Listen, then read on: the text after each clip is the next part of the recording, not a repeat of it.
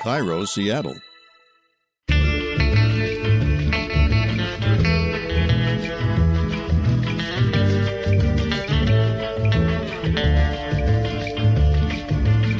I'm Rachel Bell, and this is Your Last Meal, a show about famous people and the stories behind the foods they love most. Today on the program, Ben Gibbard.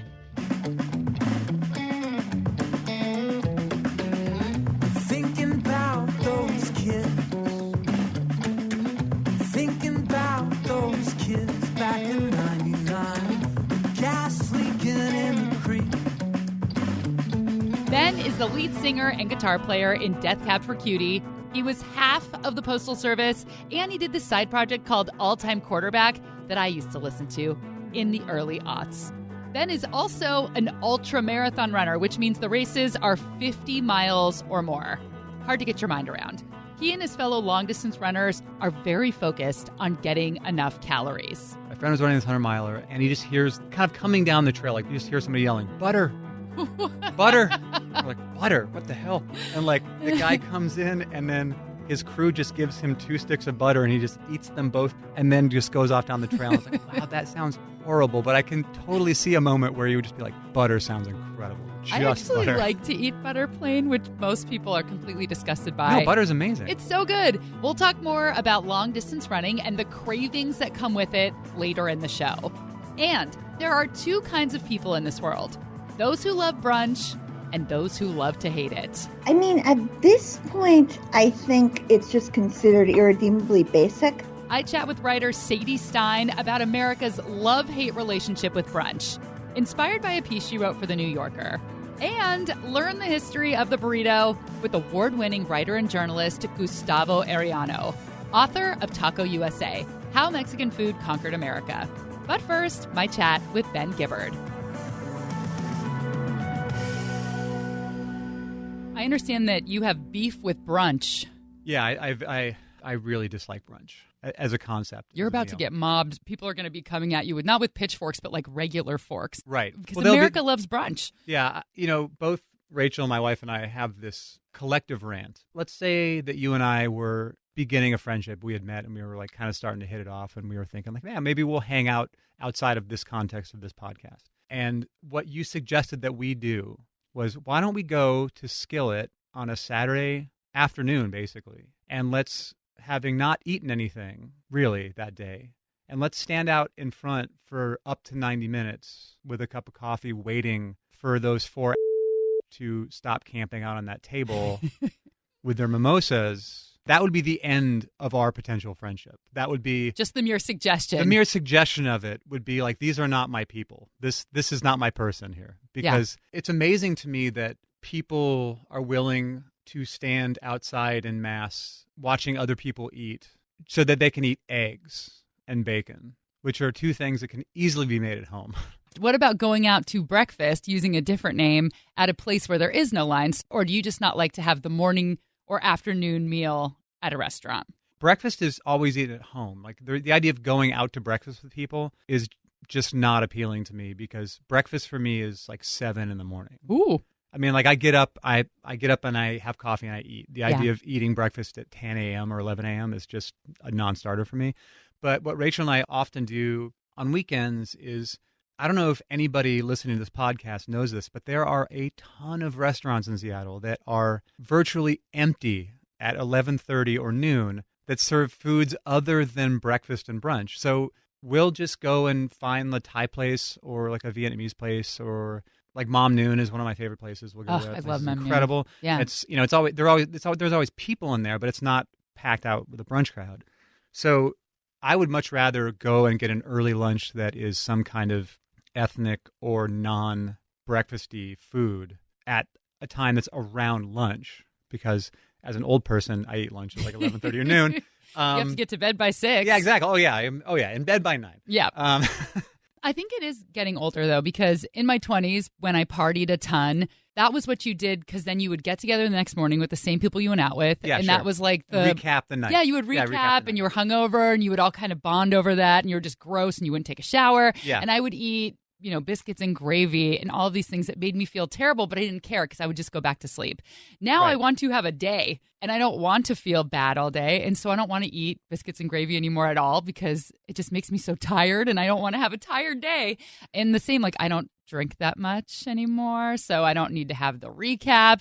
And I think it's kind of, in a way, a little sad for me. I realized that this weekend I was thinking, I'm like, that was such a ritual that I loved that I don't really do anymore. I don't think it's sad as much as it is you just shift your day accordingly based on what your social patterns are. And for Rachel and myself, we would so rather have 8 people over for a dinner party at our house than to be out at a bar till 1 a.m.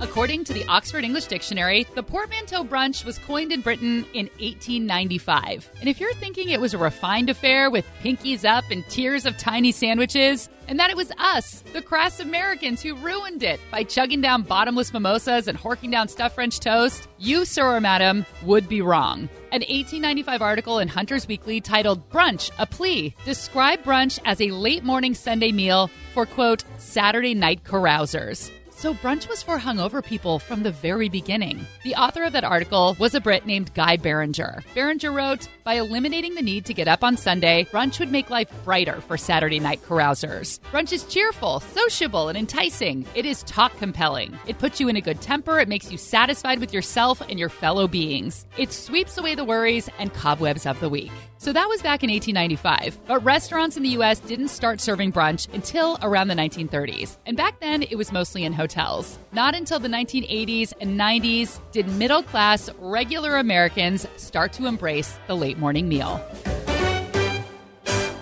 I have always loved brunch. Just like Beringer said, brunch is cheerful, sociable, enticing.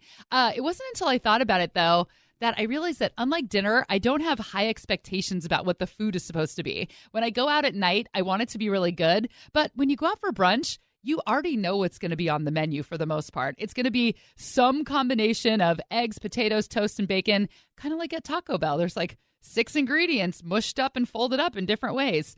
Just pour some hot sauce all over the top, and that is brunch. There's something about the conversation, I think, that's different at brunch than at dinner. I feel like the mood is light and there's the whole day ahead. It's like a hopeful meal. I'm like Beringer now. So I was somewhat surprised that there are a bunch of brunch haters out there. I called up writer Sadie Stein, who wrote a piece for The New Yorker called, Are We Done Hating Brunch? Sadie lives on the Upper West Side in Manhattan, which is one of the brunch capitals, certainly of America. The Upper West Side, if you don't offer your cheap Benedict and bottomless mimosa on a Sunday, I mean, you might as well close up shop right now. If anyone ever again asks you, where do you live? You have to say, I live in the Upper West Side, the brunch capital of the world. Shrinks and brunch, or that's what we've got up here. Not a brunch hater herself, Sadie says there are many reasons to dislike brunch. The long lines at trendy restaurants in cities like Portland, LA, and New York City, the unoriginal food. But some of the hate might be a little bit sexist. I feel like it used to be, and maybe this is kind of a Sex and the City thing, which I think is part of the stigma, by the way, is I think people thought of it as really a girl's thing. If you read Anthony Bourdain's book, Kitchen Confidential, back in the day, you'll remember the deep disdain that he had for brunch. Yeah, I think he really dealt it a blow that it took a long time to come back from, because he talked about, first of all, how much chefs absolutely hate doing brunch service because people are jerks and hungover and the food is so unrewarding and brainless, but also that they did all these repulsive tricks like strain out the leftover butter pats from the table, strain out the crumbs to make the hollandaise, and how hollandaise is this repulsive breeding ground for bacteria. And he said that the margins are so inflated on things like potatoes and bread and eggs that having read it, you really felt like a fool and kind of a sucker if you then went and did it after reading Bourdain, especially knowing the chefs despised you. It was a real disincentive. I just have to lie to myself, though. I know that they use factory farmed meat at taco trucks, and I'm just going to keep on going. And maybe now I know that they use butter that someone else licked, but I'm going to still keep on brunching.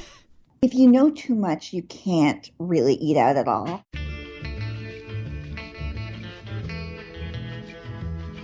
What is Ben Gibbard's last meal? Well, we know that it is not brunch, but it is something so specifically special to me that I audibly gasped when he did his big reveal. Stick around, we'll be right back.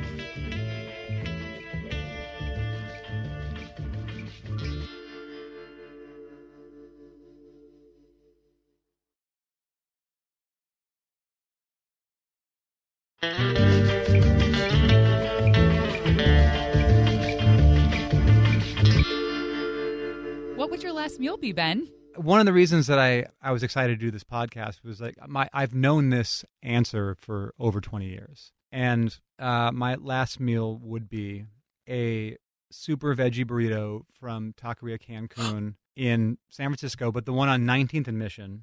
Yes. Not the one on Market. No. Not the stabby one down on, well, they're all a little stabby. The one down on Market is really sketchy. Yours, which is my favorite place to get a burrito. Is it really? In San Okay, Francisco, good. which is why I clutched my chest and got so excited. That's the one when you get out of the BART, you breathe in, you go, urine. Yeah, totally. And then you just walk on through it, the cloud of urine, and you go get your burrito. And the super veggie burrito is my favorite too, and I'm not even a vegetarian. Yeah, it's great. But the part of the meal that is the real kicker for me is the green sauce. The guy gives you like a little bag of slightly stale tortilla chips. That's and the then, one thing there that isn't that good. No, but with the green sauce, it's fine because then there's a little red salsa and there's a little green sauce that's kind of it's like an avocado tomatillo slurry kind of thing. And I'm always asking for 5 of those things, and the guy always looks kind of like, oh, sure, whatever. But I mean, I can see they've got like a 10-gallon jar of it. They're not wanting salsa. for it. Yeah. I wanted to bring a mason jar and just say, I will give you $50 to fill this up. I was taken there. It was in December of 98. We were on tour with this band who were from San Francisco called Crumb. And it was on our first record. And Mark Weinberg, who was the guitar player, took me and Nick from Death Cab there. And he's like, yeah, this is the place. And I was vegan at that time. And they would do veggie burrito with no cheese or sour cream. And you don't ask any questions. You don't ask like what else what's in the rice, just whatever. And immediately this became this thing that like I just, I'd had burritos before, obviously, but this was the first time I'd had a proper Mission burrito. At this period, obviously the internet existed, but it certainly wasn't the spoil everything, catch-all spoiler that it is now, where nothing remains a secret for longer than a half second. Yeah. Right? So at the time, and I'm sure there were probably travel websites in the world, and they probably mentioned this place, but people weren't carrying around smartphones that told them where to get the best burrito in town, or well, this there is the weren't hole in the wall 700 place. listicles. It wasn't, BuzzFeed saying 20 best burritos. Everybody has those lists now. You're right. That makes me so happy because 2002, I think, is when I discovered it. I'm from the Bay Area, but I went to school in Chico, and then when we'd come down to the city, that was the spot we would go. And years ago, when I first became obsessed with last meals, a long time ago before I had this podcast, and that was always my last meal too. Was it? Yeah, but that burrito is like celebrity status to me. I get nervous taking people there because I'm afraid if they don't like it, that, I don't know, it's like my favorite band that I don't really like to tell people to listen to because if they don't like it, it will hurt my feelings. Yeah, it's very personal, that burrito. Yeah, totally. And I feel like we had gone back through San Francisco, I think in early 99, and I was in there getting a burrito, and somebody that I knew saw me in there with the burrito and very, very accusatory was like, who told you about this place? Why are you here? And once I told him that Mark had sent me there, he was like, okay, cool. Okay, you're cool. But he kind of insinuated like, don't tell anybody about this, which was the style of the time, right? You kind of, in the 90s, you kind of had a secret. You knew about a secret place or a secret thing, and you didn't want other people to know about it. You didn't immediately blast it out to the world like, hey, I'm at Taqueria Cancun. This is the best burrito ever to your thousands of followers or whatever. I'm sure you have also been privy to the Cancun versus Farolito argument. It's like the Pats versus Geno's. Yes. They're made mere blocks from each other. And it really just comes down to like, which one did you have first? Exactly. I've never known somebody who's like, I used to go to Cancun, but now I go to Farolito. Never. No. It's pure nostalgia. Yeah. Walk me through what you love about it and the components of it and the things that make that burrito special. Okay. Well, I've already mentioned the green sauce. That is used for dipping chips into, and then also as I take bites of the burrito, the green sauce goes into the burrito. And I like to get it to a point where my mouth is just on fire, where it's like I'm almost not tasting anything anymore. But, it is, of course, a flour tortilla. There is, a good helping of rice in there. There are beans, pinto or black. You have your choice. And then there's avocado. And then if you choose sour cream and cheese in there as well. And then that is like put on the grill and like warmed up. There is something about what happens to avocados when they're heated, slightly heated. I can't think of a dish where you would, quote unquote, cook the avocados. You would heat them up, Yeah. But there's a particular kind of like butteriness that avocados have in general because of all the fat. But then when you heat them up, flavor kind of seeps into everything else just slightly. So when you take that first bite and you get that like melty avocado. And they don't use guacamole, which is one of the things we always loved, is it is slices of avocado. Slices, which is very rare in a burrito. I think the thing that makes a perfect burrito is the distribution. Well, that's one of the things. Because, you don't want to take the bite and you get all the sour cream in one bite. I like mine to be really mushy inside. Totally. I want everything to be married. Yeah, and then I'll do Mexican Coke in a bottle. Oh, yeah. That's the meal. The meal is the chips and the green sauce as much as I want. Like I'm on death row, right? I was framed for a crime I did commit. That's why I'm there. What were you framed for? Let's just say like triple homicide. Ooh, yeah. Go big. Yeah, so triple homicide. I was framed. So it's as much green sauce as I want. Bring me a mason jar of it. I'll break vegan today. I'm gonna do the full flavor. Yeah, and then I'm gonna have the Mexican Coke, like the medio litro, like the bigger one, not the small one, the big one. The state's gonna pay. Exactly. They're gonna pay $15. For his last meal, Ben Gibbard wants a veggie burrito from the 19th and Mission location of Taqueria Cancun in the Mission District of San Francisco, California, United States of America, Earth. That burrito is stuffed with rice, beans, cheese, onions, cilantro, salsa, sour cream, and very important, slices of avocado. And to wash it all down, he wants a Mexican Coke in a bottle. Now, a lot of people prefer the Mexi Coke because it's made with cane sugar and doesn't have that high fructose corn syrup flavor.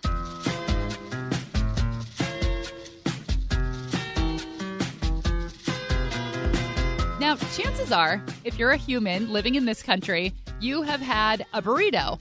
But Mission-style burritos are their own thing. It's different than a burrito you might get in San Diego or Arizona or Texas. Here to tell us what makes a Mission-style burrito is Gustavo Arellano, writer for the LA Times and author of Taco USA, How Mexican Food Conquered America. So the Mission burrito, first and foremost, has to be humongous, like huge, as big as you could possibly get that's readily available in the United States. And it also has to be prepared like an assembly line. So they don't just make them for you in the back. You have to see it in front of you because you basically make it to order. So you put in your rice. It could be white rice or, Spanish rice. It could be black beans or pinto beans. You put your salsa. You put your choice of meat. You put guacamole. You put sour cream. If you want to put cheese, that's fine. And the most important thing, you keep going down this assembly line. They wrap it up, they put it in foil, they might grill it on a press just for a little bit, and voila, there it is for you. You eat it, you keep it inside the foil because it just might explode. You unwrap the foil, take it off like petals from a rose, slowly but surely. That is beautiful. I just cried a little tapatio tear hearing that poetry. When I see someone out in public unwrapping their burrito before they eat it, I want to murder them. I want to jump over tables and just no, and take it away from them like I'm, from Child Protective Services, like from BPS, Burrito Protective Services. Never, ever, this is my public service announcement, under any circumstances, do you release the burrito from the foil. It is there for a reason. Don't take the baby burrito out of its blankie. The foil is there to preserve the burrito's integrity, to keep it nice and tight so it doesn't leak, but also I believe that a tightly wrapped burrito tastes better. Like if you've ever had a burrito that's falling apart, which is the worst, it happened to me yesterday actually, it just doesn't taste as good. Like everything's falling out so you're distracted, but also there's something about that texture when everything is smushed together that you just get a nice, rich, dense bite instead of rice falling willy-nilly all over your lap. The very first Mission-style burrito was at a place called El Faro. It's still in the Mission District. It was invented by an immigrant from Mexico named Febronio Ontiveros. He was from the state of Durango in northern Mexico, so he was familiar with burritos. So by the time he opens up this restaurant in the Mission District in the early 1960s, he's selling burritos. One day, a bunch of firefighters come in. They said they were hungry and that those small burritos that he sold wouldn't do. So he said, come back the following day. I'll make a bigger burrito for you guys. So at first, he combined 2 flour tortillas, then just spread ingredients across the 2 flour tortillas and then folded them. And these firefighters supposedly liked it so much and made enough business for him that he decided to go to a tortilla making factory and ask them to make bigger tortillas. Huge flour tortillas are actually a staple of northern Mexico, Sonora, but in those days, they just weren't made. They were small. El Faro, which is still there, it's still alive. Thankfully, gentrification hasn't taken away just yet. According to the website 538.com, Ben's favorite spot, Taqueria Cancun, opened in 1993. Remember when Ben was talking about Taqueria Cancun and El Farolito being rivals, that people are super loyal to only one of these taquerias? Well, it turns out that the owners of Cancun worked at Farolito when they first came to the United States.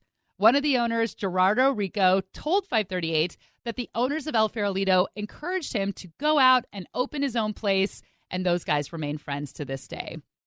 Rico told 538 that most of Taqueria Cancun's recipes are a blend of El Farolito and the food he ate growing up. And if you've never been to Taqueria Cancun, it's a festive little restaurant with traditional, colorful paper cutout banners hanging from the ceiling. There are yellow painted walls, fake painted brick, tropical murals. There's a lot going on. But once you're inside, it no longer smells like urine. So that is the history of Taqueria Cancun. But what about the history of the burrito? Where did the burrito come from? The burrito comes from northern Mexico, or more specifically the borderlands, Arizona, Mexico, Sonora, Chihuahua, Texas. So it was invented somewhere along that line because that's where flour tortillas are indigenous. Historically, they exist nowhere else in Mexico except there. That's why in the United States, flour tortillas have always sold far more than corn tortillas. So what do you imagine the first burritos were like as far as the size and what was in them? Well, what was in them, of course, is meat, because in northern Mexico also, that's one of the big beef-producing regions of Mexico. And Carne de Machaca, Chile Colorado, maybe if you go out to, Nuevo León, arrachada, fajitas, for lack of a better term. So it was definitely beef.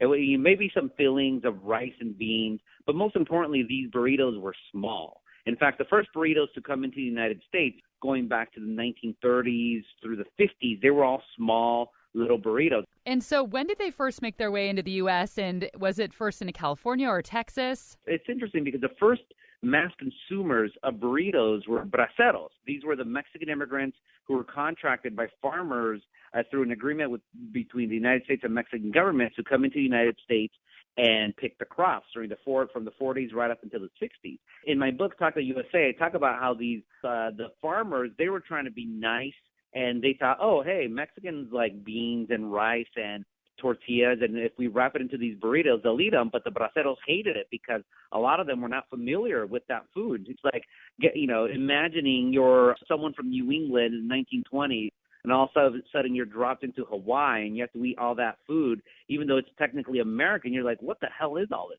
Talk about how burritos moved nationwide from the West Coast and from the Southwest. The United States has been eating burritos now a good 60 years. Once we started having these taco empires, like, up in the Northwest, Taco Time, then you have Del Taco, you have Taco Bell, and, they all sold burritos. But burritos really didn't explode until the 1990s, and it was because of Chipotle. You have a guy named Steve Ells who studies at the Culinary Institute of America in San Francisco. Late nights gets his mission burrito, goes back home to Denver, wants to open up a fancy restaurant, but thinks to himself, I think I could make some money to fund my restaurant by opening up a burrito stand, selling those mission-style burritos. And, the rest, as they say, is history. So, what eaters know as Chipotle, that's basically an approximation of taquerias in the Mission District. What they make you is the Mission Burrito. Okay, so if you're looking for hot burrito tips, which who isn't, go to my Instagram, Your Last Meal Podcast. I was in LA a few weeks ago. I did a little taco and burrito crawl, and there's a post about the best burrito that I've probably had in a decade. So Your Last Meal Podcast on Instagram. We're going to take a break, but when we come back, Ben talks about what he eats when he runs a 100-mile race.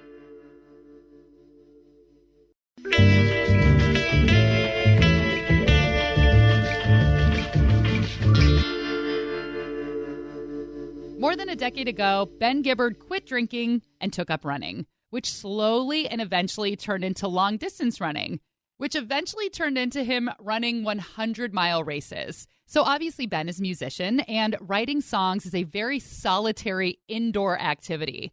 But with running, he's outside, he's moving, and he feels connected to a community that doesn't just see him as a famous musician, but as a fellow athlete who he can nerd out on running with. You transcend everything. And that's why I refer to it at times as a spiritual practice, because it feels as if you are just completely not leaving your body. It's not an out-of-body experience. It's the most in-body experience you can have. And you might stop for a while and eat something and like look out and, hopefully see some kind of beautiful natural scene. And in those moments, I am just overwhelmed with gratitude that my body has been able to take me to these places. And after I've completed, an event like that, I just have this sense of calm and peace, for weeks afterwards that I've never really experienced before. When you're training for a marathon or a 100-mile event, you have to work hard at making sure you're getting enough calories. Your wife said that sometimes she hears you in the middle of the night opening up wrappers and eating basically in your sleep. Like you wake up, you eat, you go back to sleep again. So how much are you needing to consume when you're gearing up for one of these races? And then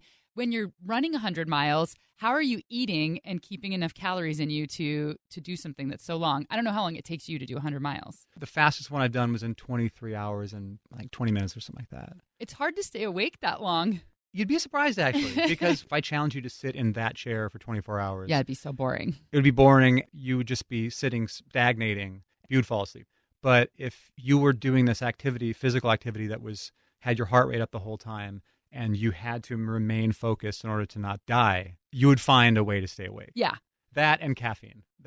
Okay. Yeah. And so are you stopping at all to eat or to drink? Or absolutely. Yeah. Okay. Yeah, so it's not 23 hours straight running. No, it's not somebody in a singlet with nothing kind of running and grabbing things of water. Just like a diaper and a dream. Yeah, no, it's not that. It's, I'm wearing like a vest that has bottles in it that I have. I use this product called Tailwind, which is like a liquid nutrition. So each bottle has about 200 calories. Your body can process between 250 and 300 calories an hour. Your stomach can. Mm-hmm. And as an ultra runner, it's important to not overload your stomach, or otherwise it's going to come back up. And that's happened before. On a 100-miler, I usually start with a liquid nutrition, and then when the sun goes down, then my body really starts craving solid foods. And also because if I'm running a race in August, it's 80 degrees. And when it's really hot, you're asking your body to digest food, cool itself by sweating, and you're using all your muscles. Mm-hmm. And your body is going to divert its energy to cooling over digesting food. So I tend to not even want solid food until it starts getting dark. So that could be like 10 or 11 hours of just drinking calories. And then you start getting really hungry. And that's when you start getting weird cravings. So like on this last race, I had asked for, it was a race in the Marin Headlands outside of San Francisco. So it was fair. You could get stuff. There was like a co-op. I'm texting her because I had service. I was like, avocado sushi.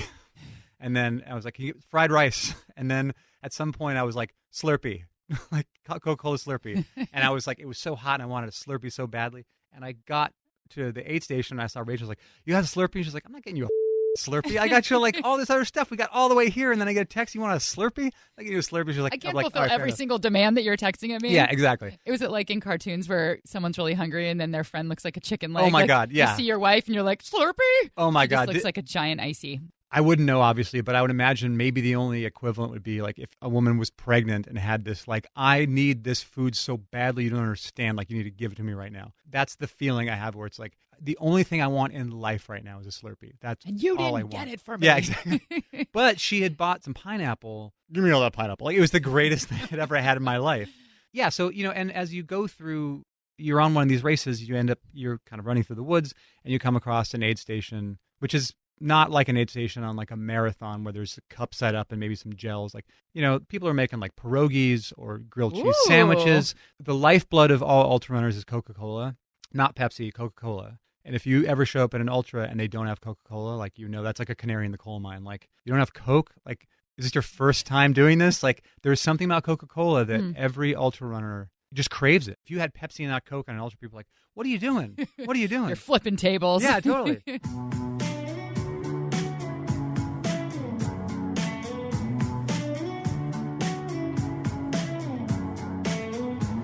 And that was Ben Gibbard's last meal.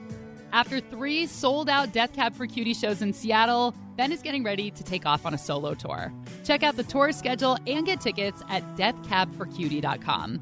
And the music that you've been hearing through this episode is off of Death Cab's latest album, The Blue EP. In the summer sun, watching the clouds pass one by one. Thanks to writer Sadie Stein, who has the coolest name ever, and to writer and journalist Gustavo Arellano, author of Taco USA. And for the record, Gustavo also has a cool name, but it is just not alliterated.